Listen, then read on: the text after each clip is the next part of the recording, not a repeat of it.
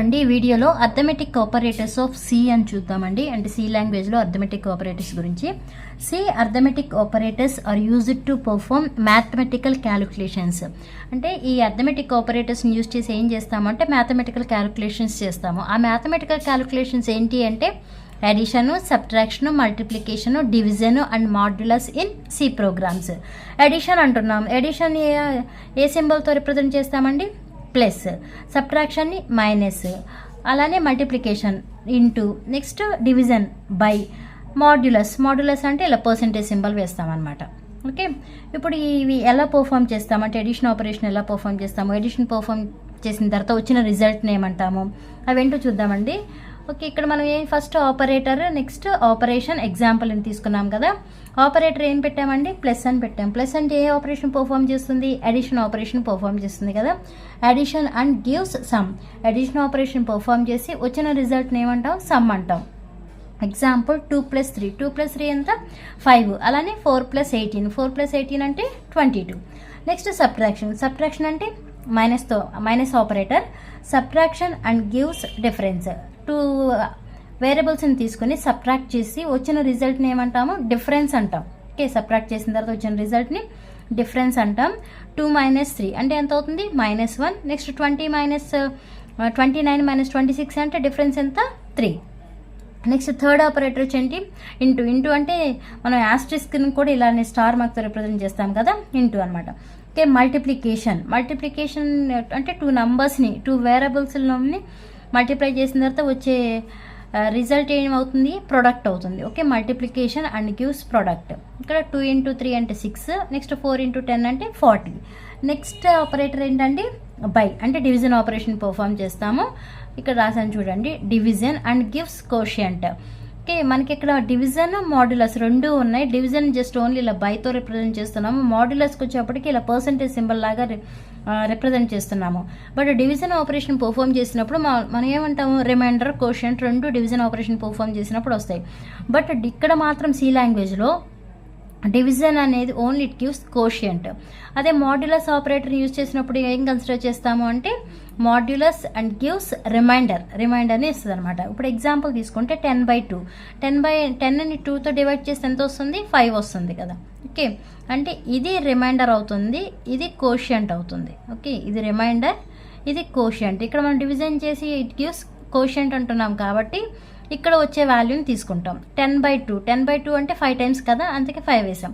Next 13/3 ఇక్కడ వేసాను చూడండి, 13/3 అని అంటే 4 టైమ్స్ కదా. ఇప్పుడు ఇది కోషియంట్ అవుతుంది.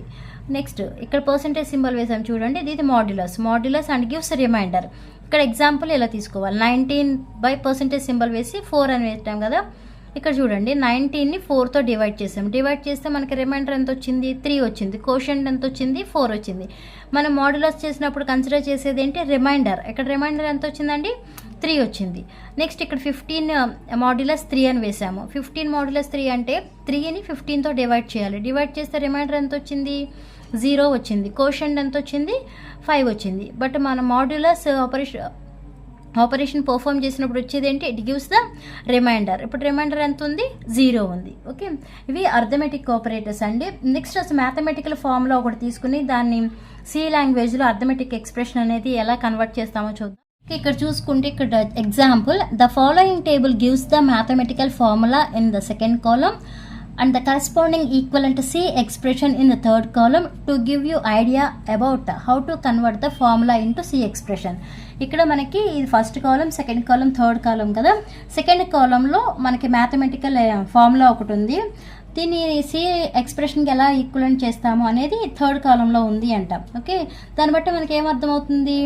To give you idea about how to convert the formula into C expression. ఇలా మ్యాథమెటికల్ ఫార్ములాని సి ఎక్స్ప్రెషన్లోకి ఎలా కన్వర్ట్ చేయాలో ఒక ఐడియా వస్తుంది. అంటే ఈ టేబుల్ని చూస్తే ఇక్కడ చూడండి, మ్యాథమెటికల్ ఫార్ములా దగ్గర ఏమని ఉంది? x² - 5bc ఉంది. x² అంటే x × x కదా. x² అంటే ఇప్పుడు అది మ్యాథమెటికల్ అది సిలో అర్థమెటిక్ ఎక్స్ప్రెషన్ ఏమని రాస్తాము? x × x మైనస్ ఇక్కడ ఏముంది? 5bc ఉంది. అంటే మీనింగ్ 5 × b × c.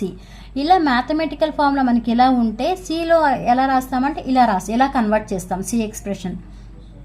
నెక్స్ట్ ఇక్కడ 2a/4b + 5c - 6 మాడ్యులస్ 4 అని ఉంది కదా. దానికి ఇప్పుడు 2a అంటే మీనింగ్ ఏంటి, 2 ఇంటూ ఏనే కదా, 2 ఇంటూ ఏ బై, మా బై అంటే ఇదనమాట బై 4b అంటే 4 ఇంటూ బి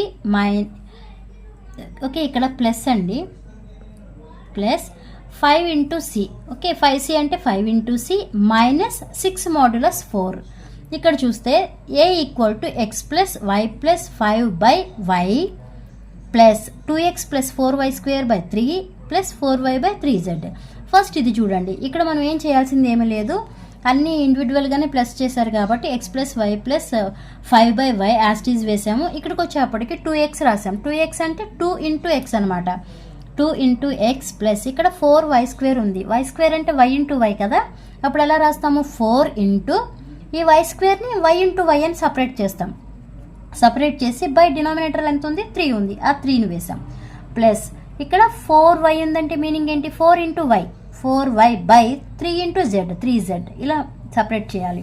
నెక్స్ట్ ఫోర్త్ ఎక్స్ప్రెషన్కి వచ్చేప్పటికి అంటే b equal to 1/1 plus X plus Y, దీన్ని మార్చాల్సిన అవసరం లేదు, యాస్టీజ్ వేసామండి.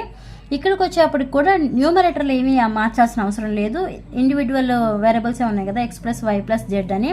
బై డినామినేటర్కి వచ్చేప్పటికి జెడ్ ప్లస్ 3x అంటే 3 ఇంటూ ఎక్స్ అనమాట, ఇలా రాయాలి 3 into X plus 2y, 2y అంటే 2 into Y. Next fifth m equal to 2 of X plus Y, అంటే ఇక్కడ మనకి మీనింగ్ ఏంటి 2 ఇంటూ ఎక్స్ ప్లస్ వై కదా, ఇక్కడ ఇలా రాసాం 2 into X plus why plus 6 of Y minus Z, అంటే ఇక్కడ ఏమీ లేదు అంటే మీనింగ్ ఏంటి ఇంటూ ఉన్నట్టే కదా 6 ఇంటూ వై మైనస్ జెడ్. ఇలా మ్యాథమెటికల్ ఫార్ములా ఇలా ఇచ్చినప్పుడు సిలో ఎక్స్ప్రెషన్ అంటే in the form of C ఎక్స్ప్రెషన్కి ఎలా కన్వర్ట్ చేయాలంటే ఇలా కన్వర్ట్ చేయాలండి. ఓకే, ఈ వీడియో మీకు అర్థమైతే లైక్ చేయండి, షేర్ చేయండి, అలానే సబ్స్క్రైబ్ చేయండి. నెక్స్ట్ వీడియోలో ఈ అర్థమెటిక్ ఆపరేటర్స్ అన్నిటి మీద ఒక ప్రోగ్రామ్ అసలు ఎలా రాయాలో చూద్దాం.